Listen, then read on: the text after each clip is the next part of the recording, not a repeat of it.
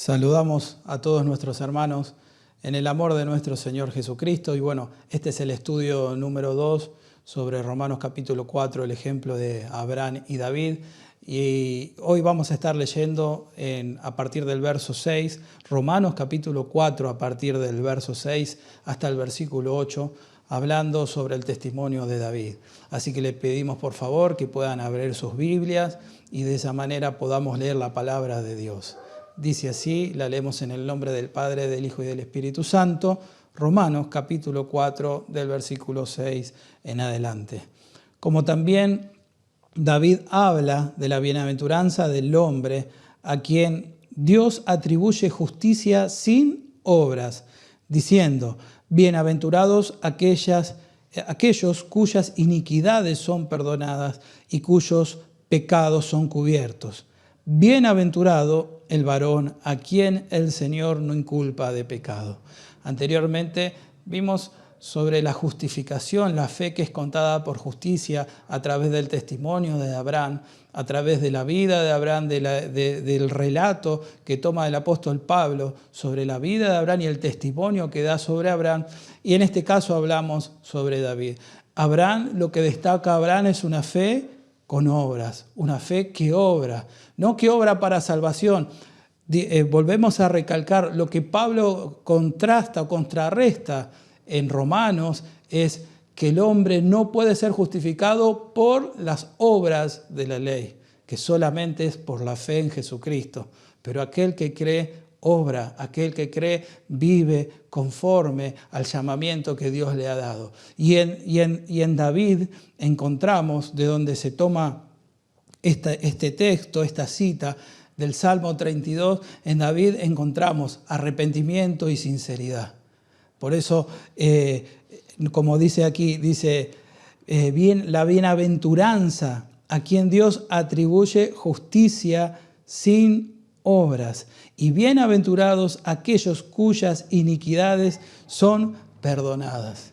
Entonces, esto es lo que al leer este capítulo 4 de Romanos, más allá de que Dios nos da conocimiento, nos da entendimiento de su plan, de su voluntad, de su propósito, también el efecto que tiene que producir en nuestra vida es lo que habla esta palabra bienaventurado.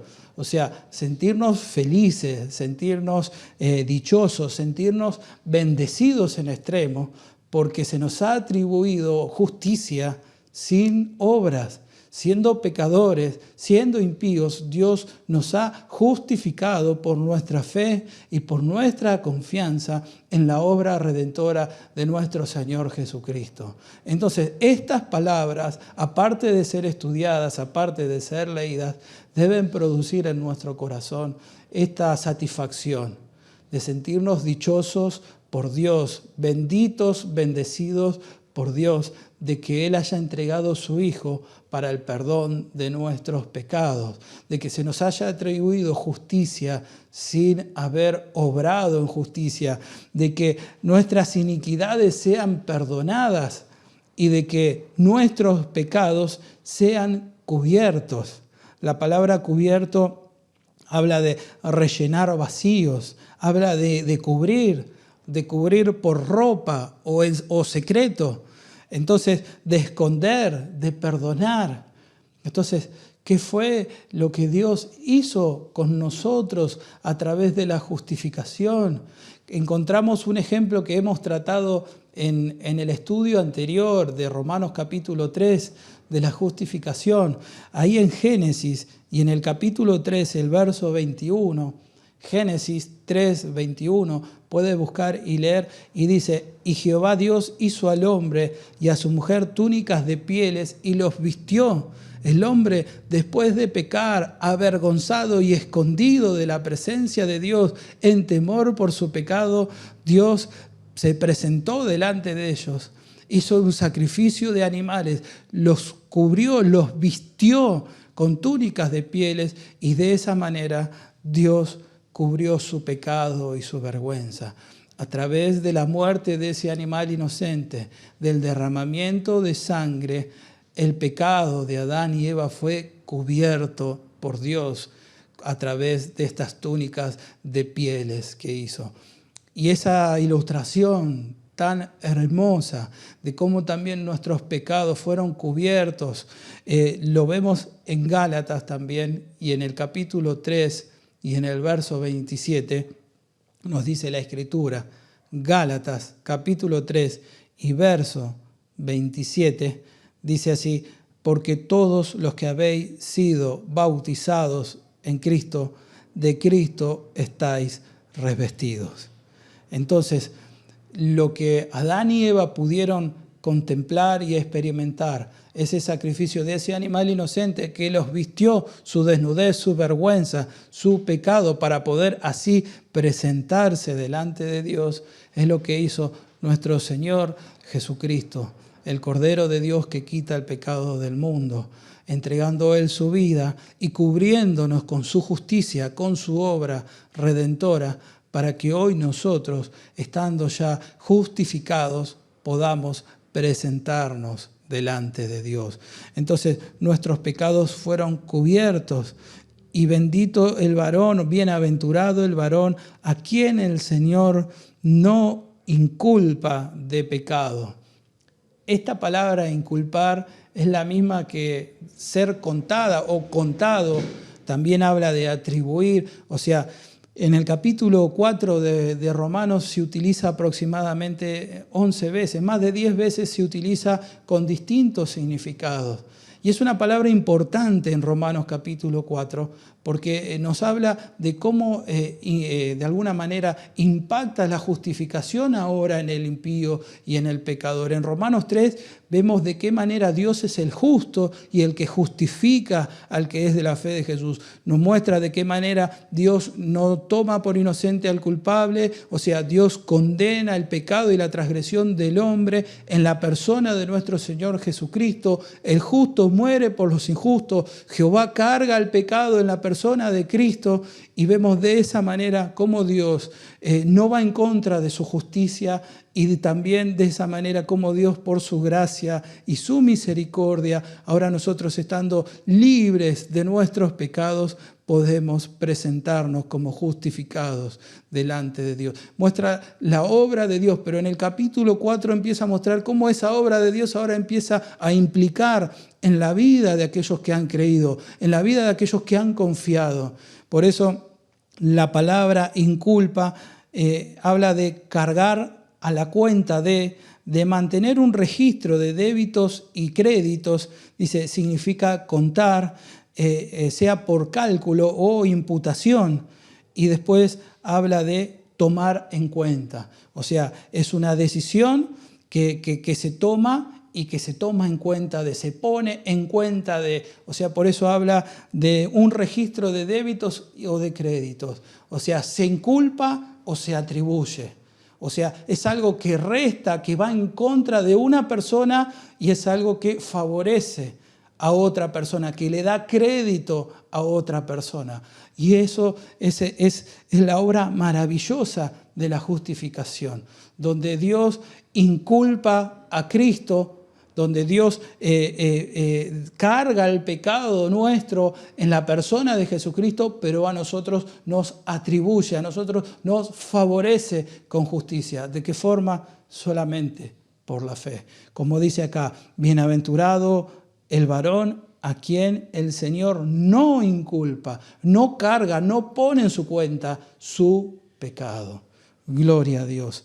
Por eso la palabra imputar habla de eso, de atribuir la responsabilidad, o sea, de un delito a una persona. Es de poner en la cuenta, atribuir el delito a una persona. Entonces, encontramos en el Nuevo Testamento una explicación de cómo fue esta obra. Sí, encontramos, seguramente hay muchos pasajes, pero vamos a tomar como ejemplo 2 de Corintios y en el capítulo 5, un pasaje que ya hemos compartido también, 2 de Corintios capítulo 5, y allí en el verso 19, le voy a pedir que puedan leerlo, por favor, 2 de Corintios capítulo 5 y verso 19, y dice así, que Dios estaba en Cristo reconciliando consigo al mundo, y acá está la misma palabra, no tomándoles en cuenta a los hombres sus pecados, y nos encargó a nosotros la palabra de la reconciliación. ¿Ve? La misma palabra, no inculpa de pecado, leíamos en Romanos capítulo 4 y acá en 2 Corintios capítulo 5, verso 19 dice, no tomando en cuenta a los hombres sus pecados. Dios era el que estaba en Cristo, Él mismo muriendo y redimiendo a la humanidad pecadora. El justo, el santo, era el que estaba gustando la muerte por todos nosotros. A Él sí se le estaba inculpando, que es lo que ahora vamos a leer más abajo. A Él sí se le estaba atribuyendo el pecado del mundo. Pero a nosotros Dios nos estaba libertando, no nos estaba inculpando, no estaba tomando en cuenta nuestros pecados, sino estos estaban siendo puestos en la cuenta, en la vida, en la persona de nuestro Señor Jesucristo. Y por eso dice el verso 21, al que no conoció pecado, por nosotros lo hizo pecado, para que nosotros fuésemos hechos justicia de Dios en él. Entonces, al que no conoció pecado, por nosotros Dios lo hizo pecado, para que nosotros fuésemos hechos justicia de Dios en él. Se lo quiero leer en otra versión, en la versión del castellano antiguo, y dice así este verso 21. Porque Dios tomó a Cristo, que de sí mismo no conocía el pecado, y le hizo cargar con el nuestro como si fuera suyo. De esta forma, a nosotros, libres ya de toda culpa, Dios nos declara justos. Esta es la versión de castellano antiguo. Entonces, como que nos explica o podemos entender con palabras que son, digamos, más fáciles en nuestro vocabulario, de que Dios tomó a Cristo, que Él no conocía pecado, y le hizo cargar con el nuestro como si fuera suyo. Eso es lo que habla, por eso a nosotros no se nos inculpa de pecado. Como dijimos, no porque Dios quebrante su justicia, sino porque nuestro pecado fue puesto en la cruz del madero, fue cargado en la cuenta, en la persona de nuestro Señor Jesucristo. Nuestro Señor Jesucristo murió como un pecador. Él recibió la maldición de la ley por todos aquellos que no habían cumplido con la ley. Él recibió el castigo de todos nuestros pecados, el castigo de nuestra paz, la paz que hoy disfrutamos para con Dios. Él la recibió, el castigo de ese, Él lo recibió en la cruz del madero. Y por eso dice, de esta forma, ahora a nosotros, libres ya de toda culpa. ¿Por qué libres de toda culpa? Si los pecados eran nuestros, pero Dios lo puso en la cuenta de Cristo, que nunca pecó, lo cargó en su persona. Ahora libres de esa culpa. ¿Por qué? Porque los pecados de la humanidad fueron ya condenados en la persona de Cristo. Dios nos declara justos. ¿Por qué? Porque el transgresor, el pecador, ha muerto en la cruz del Calvario. Ya fue condenado. Cristo, Dios ya condenó al pecado en la carne. O sea, Dios ya condenó al pecado de toda la humanidad en el cuerpo de nuestro Señor Jesucristo. Él fue la ofrenda por el pecado. Él es nuestra expiación. Por Él nosotros fuimos limpios. Por Él hoy nosotros somos libres de culpa y de cargo. Porque no solo que sufrió y padeció en esta tierra, sino que Él también sufrió la distancia, la separación con su Padre. Por eso exclamó en esa cruz, Padre mío, ¿por qué me has desamparado? El pecador, Él sufrió el castigo, la pena, la condena de los pecadores en la cruz del Calvario. Aún más, murió, gustó la muerte por todos nosotros. Y de esa manera vemos que Dios lo levantó de entre los muertos, fue justificado en el Espíritu, como dice el apóstol Pablo. Fue demostrado que era justo. Fue mostrado su justicia a través de su resurrección entre los muertos. Y por eso hoy ascendió a los cielos, se sentó a la diestra de la majestad y nos ha bendecido con esa promesa que Abraham se le había dado. Nos bendijo con su Espíritu Santo, nos bendijo con una esperanza de salvación, nos bendijo con toda bendición espiritual y con promesas que no perecerán y no serán quebrantadas. Esa fue esa confianza en la simiente de Abraham, fue la confianza que David también tuvo sabiendo de que de su descendencia, se levantaría el Rey eterno, el Rey cuyo reino no sería quebrantado. Se sentaría en su trono, en el trono de David, y de esa manera reinaría a todas las naciones.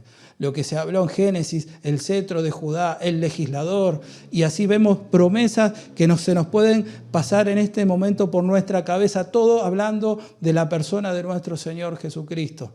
Y vemos que en Él se cumplen y se alcanzan todas las promesas. ¿De qué forma? ¿De qué manera? Confiando, dándole todo el crédito, toda nuestra esperanza de nuestra salvación, de nuestra bienaventuranza, poniendo toda nuestra confianza solamente en Él, en su obra y en su justicia. De esa forma, de esa manera, la fe es contada por justicia. El Señor no inculpa de pecado, porque todas las transgresiones fueron condenadas en la persona de nuestro Señor Jesucristo. De esta manera, hermanos, terminamos este segundo estudio. Esperamos que sea de bendición para sus vidas y que puedan, con la ayuda del Señor, seguir escudriñando. Le abrazamos en nombre de todo el ministerio. Dios les bendiga.